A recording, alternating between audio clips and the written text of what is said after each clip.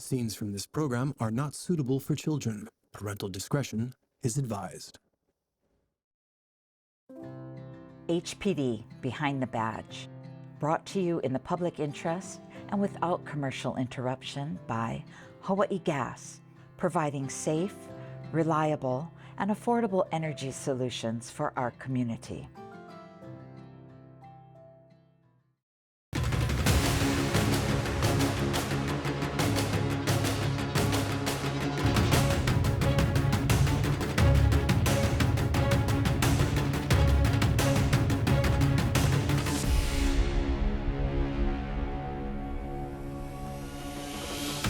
Tonight, ride with HPD patrol units in Waikiki and in town. There is always the unexpected. And follow the SWAT team and Narcotics Vice Division officers on the largest raid of an illegal game room in years. You will enter a hidden world of weapons, drugs, and staggering amounts of cash.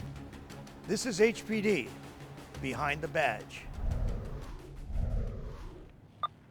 5-7, you can show me available in district. 10-4. My name is Samuel Prince. Before I got into the department, I was working on a TV show called Hawaii 5-0. I was a PA, and I was working on getting my days so I can have my writing credits. And I was going to try to join the writers union, but then COVID happened. So once the show ended, that's when I got the opportunity to join HPD. Well, I've been in Waikiki the entire time that I've been in the department, so I haven't gone anywhere else from Waikiki. I would say that a big part of my job is crime prevention and community education, because those aspects of the job are what helps to keep everybody safe. The more that you're talking to people, you're communicating with them, the more that you're seeing them, they're feeling safe, right? And the more that they see you are crime elements within the area, or miscreants in the area see you around, then they are less likely to want to engage in miscreant activities. Same thing with vagrancy. The more you're around, the less they're less likely to want to be involved in that. Went to Castle High School, graduated class of 2001 from there. But kind of hit a rut in college, you know, like most local kids probably do. And then from there, kind of like, my mom got me an application for HPD while I was in college, and then, yeah, signed up, and took me about 3 tries to get in though. Honestly, even my friends never thought I would become an officer. Like, when they found out I became one, it was kind of a shock. It's totally not who I am and who I was in high school. I've never run into a bad officer when I was a kid. Like, every officer I came across, I was afraid of them, but yet they always were very professional, respectful. And this one time I was leaving my senior luau from high school. I had a bad experience at senior luau. My date ditched me. I was all upset and depressed. I was kind of speeding home, my mom's car. And lo and behold, I see blue lights flash, the siren go. I was like, oh, that just made the night even worse. But, you know, just officer asked, you know, what's going on. I told him what was going on. And he, in all rights, he should have gave me a ticket, but instead, you know, he said I had a bad enough night. He didn't want to add to it and let me go with a warning. And I think that's the one memory I have that stuck with me of officers of HPD that kind of like made me believe, like, you know, these guys are human. They're not there to just hammer us. They're not heartless, you know. They have feelings, they understand, they're compassionate.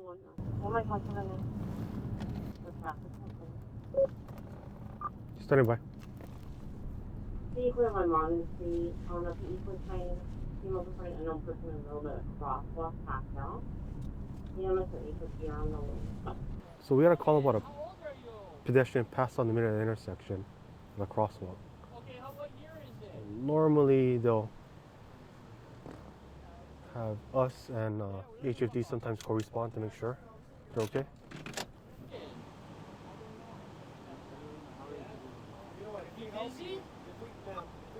7-9. We catch somebody else. Let's get you around this corner. We'll get you out of this street. Just making sure she never hit her head. Normally this kind of stuff would pull like a STF, a stick cared for number, just in case something happens down the road, just to document what happened and where it happened at.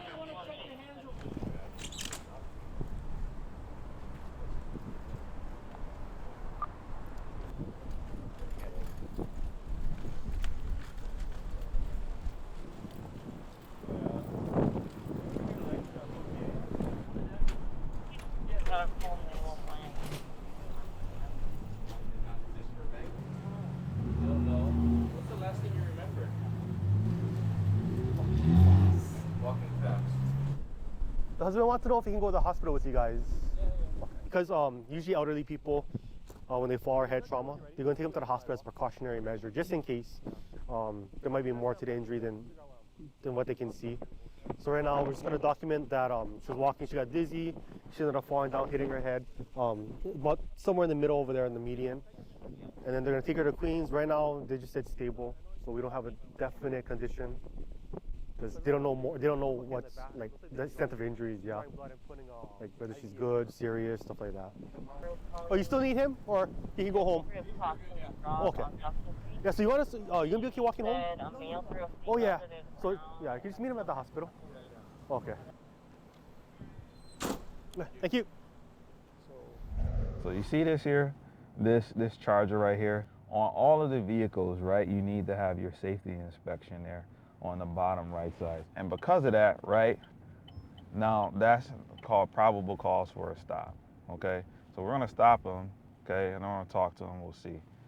And when I run the plate, it comes back and it shows me that his tax and his safety are both expired, right? So that could be a reason as to why his plate isn't on there, okay?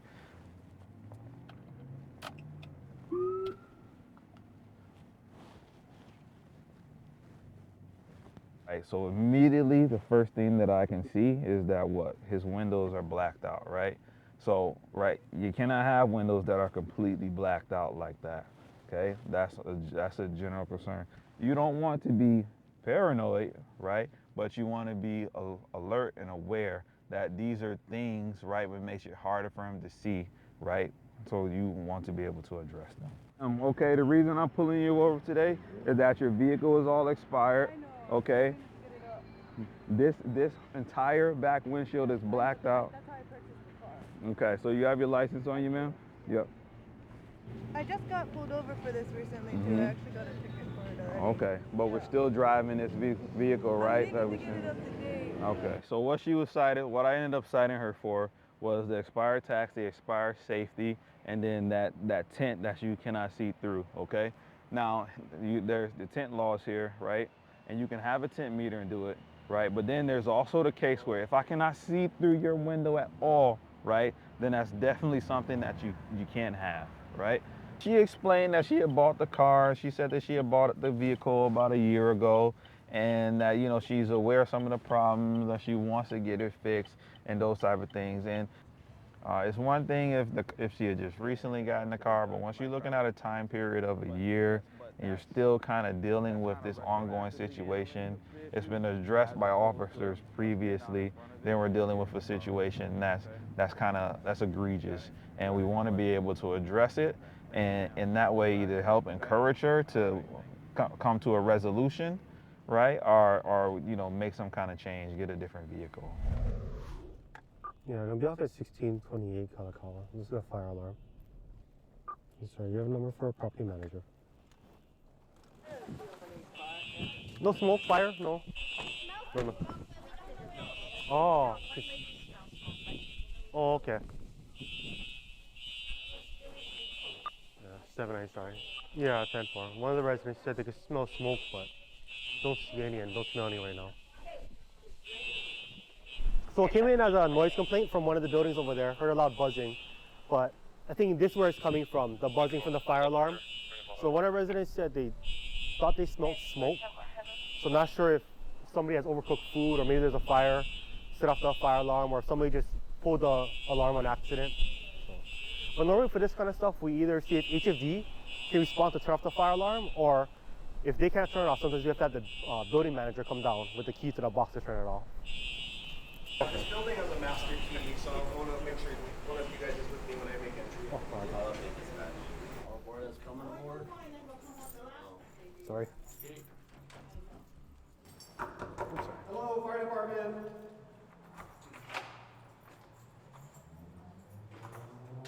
Hello. Louise. Hi, sorry, we're just checking to make sure anything on the stove, anything cooked? No? Oh, okay. Something set off the fire alarm. There it is. You got it? Oh. Hi. Basically, sound like a lady left a pot on the stove, overcooked it. That's what caused the smoke to set off the fire alarm. So HPD just had to go inside, make sure there's no damages, no fire, everything was okay. Sorry, sir. Are you the captain? So you want to have these light touches that kind of show that, okay, you're doing something that's a violation, but I can address this violation that you're doing, and we can have a positive interaction, right? And a light touch, so that now, you know, maybe you can have more of a positive outview. It's not every time as an officer that I'm going to address you that it's going to be something that's negative, okay? All right, deliver safely as possible, okay? Thank you, take care. It's hard for people when you look online and you see some of the police videos that kind of come out. It's hard for people to kind of think about interacting with an officer that's going to be nice and amicable, and it doesn't have to devolve into a violent situation or something that they'll get arrested. I got a wife, I have a son, and I have another son on the way, so he'll be here soon. So I write, and as far as like my own personal writing, but I also write to them every single day, and in there I write things that that I think about, things that I kind of face, things about the world that should there ever be a time where I'm not here, then they can go look at those books that I've written for them, those journals that I've written for them, and relate to it. So if there's a day that unfortunately I ever do pass away on the job, that they can go and they can look at those things that I've written and still have a connection to me. You have to, when you come out and you put on your uniform and you go to work, right? You want to be human, but you always have to face the prospect that, you know, tonight might be a night you might not go home. And you also have to have the conversations and prepare your family for that, should it ever occur also.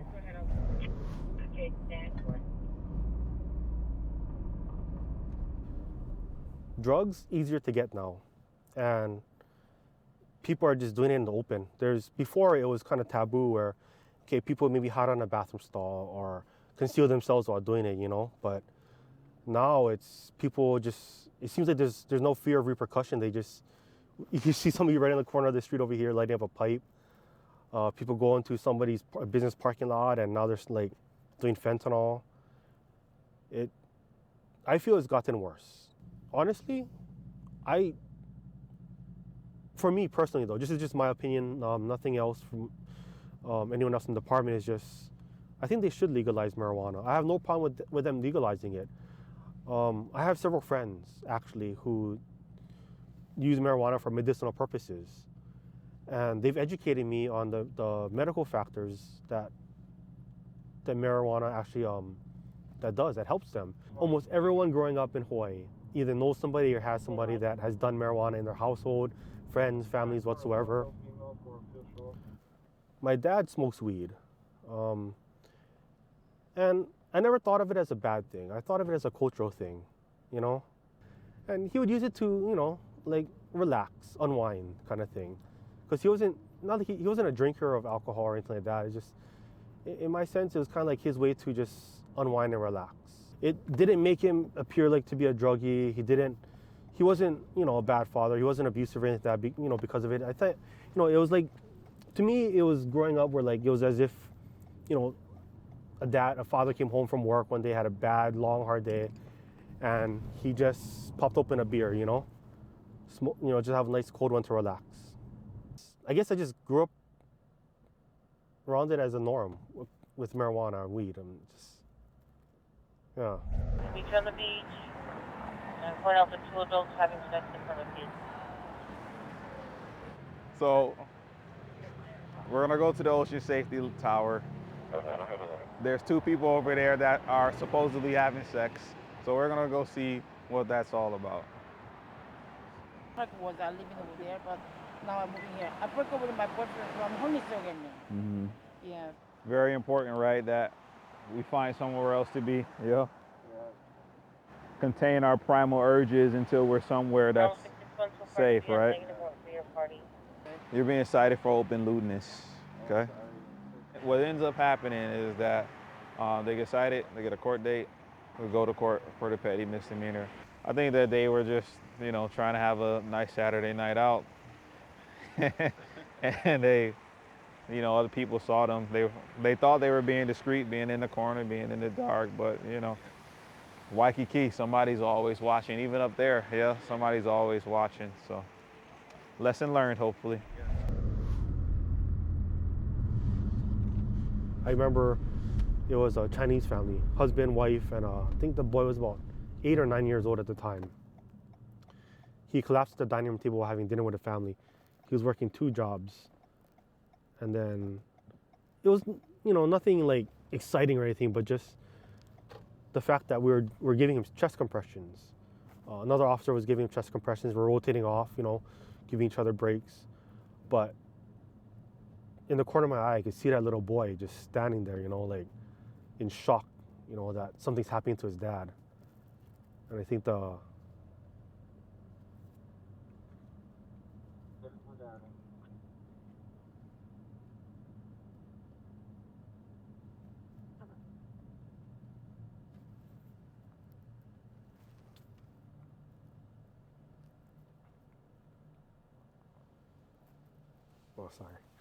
I think the hardest part was that the dad died, yeah. And the last image the boy sees is like his father lying on the ground, and EMS doing everything they can to save him. And just the look on the boy's face, that's something that kind of stuck with me for a while.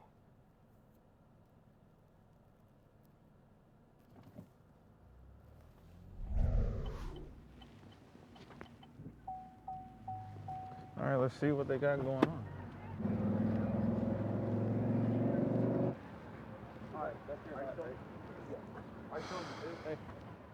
What does this guys do? What does this guys do? There's a bunch of military guys. They're the guy that was over. I'll bring him over to the zoo. No, you're not bringing him anywhere. No. He needs medical attention. We have to take him to the zoo. Because they're calling Uber for everybody. Hey. I'll bring him Take it down. Step to the side. Respectfully, sir. Nobody feels sober enough to drive home because we're all too up. So, We're calling an Uber.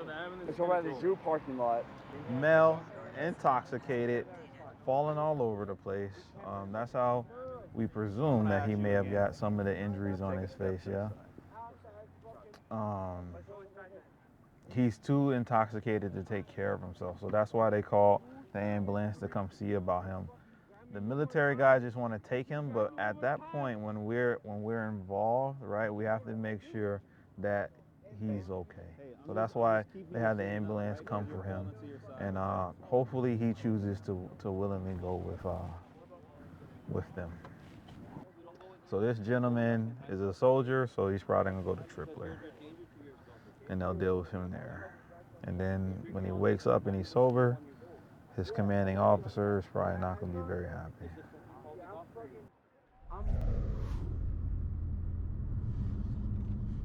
Whenever we make an arrest, we take them to the main station to cell block, which is CRD. But they're patting somebody down, and then when they're patting them down, they hear this cell phone start ringing. And they're like, so they double check, they check him again, they don't find any phone in his pockets, nothing like that. So they're looking at the guy, thinking, okay, it gotta be coming from him, but they cannot figure out where it's coming from. And then they start patting him down again, and they start getting towards his, tying his leg up towards his butt cheek, and he starts clenching and kind of like fidgeting, and like an uncomfortable feeling. Come to find out, he shoved a Motorola Razr phone up his butt so that way he could use it in the cell. So they had to take him to the hospital because he couldn't pull it out, and then they had to get it surgically removed.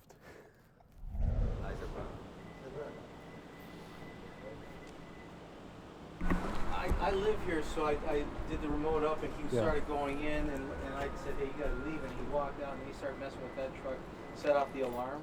The U-Haul one? Yeah. Did he get inside the truck? No. It has an alarm. Did the alarm go off? Yeah, waking up the whole neighborhood. Yeah.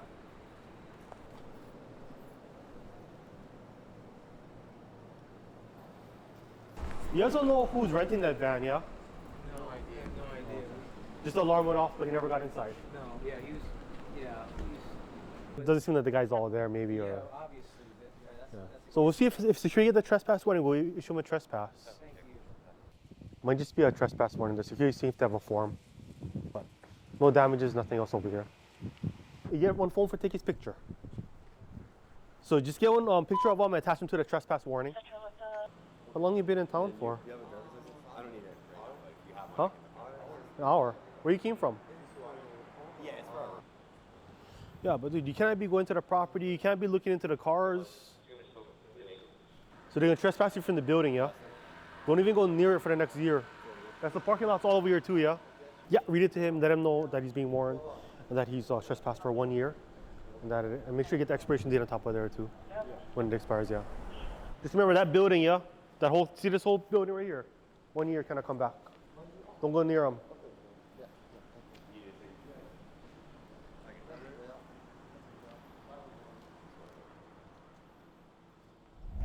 Cool, I include you up for indecent exposure type case. I'll let you know. Wow. What is going on here? Mm. I'm getting Okay, barrage. sir, please put your pants up. Yeah, I am. Instead of talking to me, put your pants up.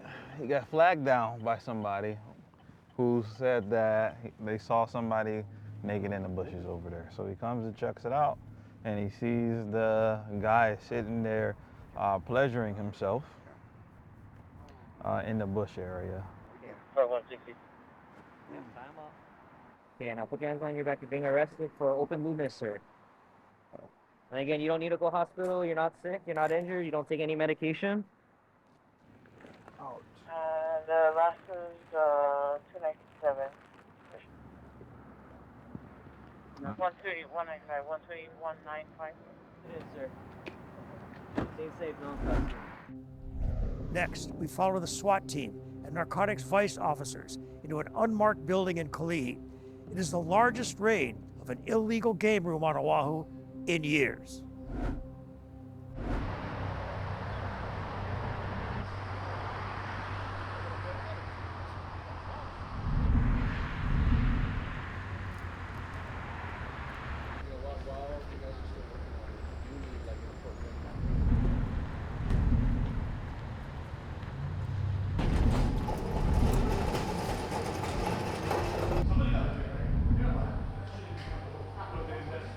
Currently, we have about 70, 75 to 80 known game rooms on the island. We've discovered these game rooms from primarily public complaints. The community complaints are a major part of the reports and how we identify these illegal game rooms. These illegal game rooms operate 24 hours. The vast majority of them are 24 hours a day operations. So this is the ground floor of the game room. So there's 29 down here, I believe they said. Well, altogether, between here and upstairs, there's 48 illegal gambling devices. So the primary devices that's inside of here, in here is what we call fish hunter type games. And then in here, these smaller devices are what we consider a pot of gold type, or POG for short. So like I was saying earlier in another time, so for these specific devices, these POG cash out, you can look at the sign. So it says POG cash out. So what they're saying is that your minimum from winning is $30. Your maximum is $5,000. So you can win a big jackpot. You could play 5-card poker, for example, and 4 aces and a wild, the joker. And you think that you made it big. Yeah, you could be winning, you probably could win like 15, 20 grand in Vegas. You're not gonna win anything more than 5,000. And that's if they pay them, because at the end of the day, if you owe, or they owe you 20 grand, but they pay you 1,000, what are you gonna do? Who are they gonna report it to? Probably the average win per player is probably around anywhere from like $30, $50, $100, a couple $100, probably a normal win. But then speaking to the cashiers, we hear commonly, like, they'll pay out $3,000 here and there. Because these game devices aren't regulated, you never know what setting they're on. So everyone that comes in any one of these game rooms are just taking their chance. Today we have this machine room. We call it short game room is machine room. There are card rooms, and that's everywhere also. But there's a lot of places that have underground establishment, much smaller footprint, much less attention, that most people don't even know it's operating.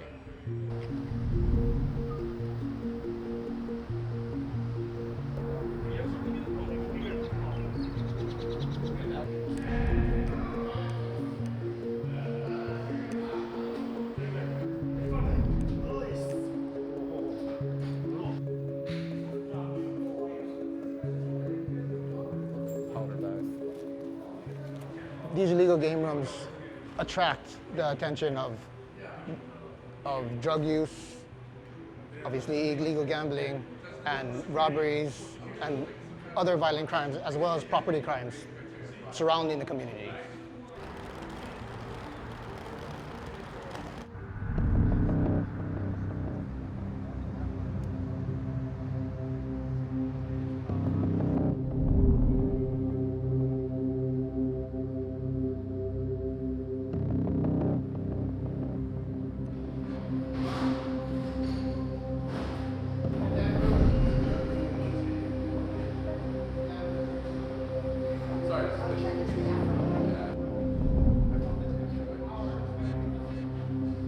We're trying to get creative in all different approaches for the same goal of illegal game rooms. The next step is the property owners, holding them accountable for allowing these illegal game rooms to come into other people's neighborhoods is what we are targeting now.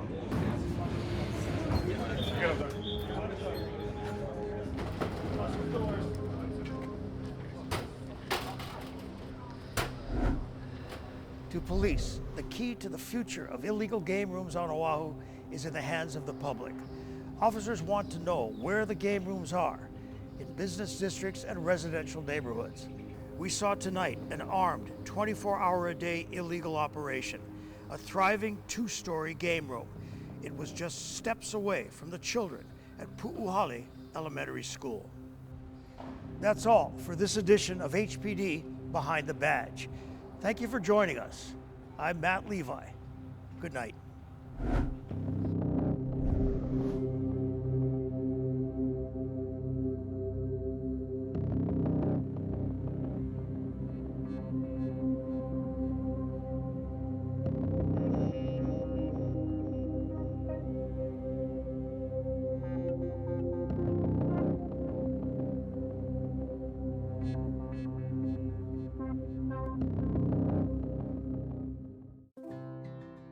HPD Behind the Badge, brought to you in the public interest and without commercial interruption by Hawaii Gas, providing safe, reliable, and affordable energy solutions for our community.